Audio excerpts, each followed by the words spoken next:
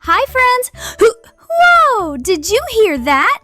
That was a But why do we hiccup anyway? Well, inside your chest, there's a big muscle called the diaphragm.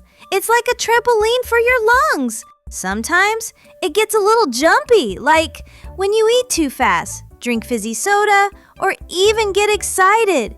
It jumps and boing! It makes your lungs squeeze and you suddenly suck in air. Your voice box slams shut and it goes, Hit! That's your body saying, oops, slow down, buddy. Isn't that hilarious? Next time you hiccup, just remember, it's your body's silly way of saying hello. Bye-bye, little brainiacs. Don't hiccup too much.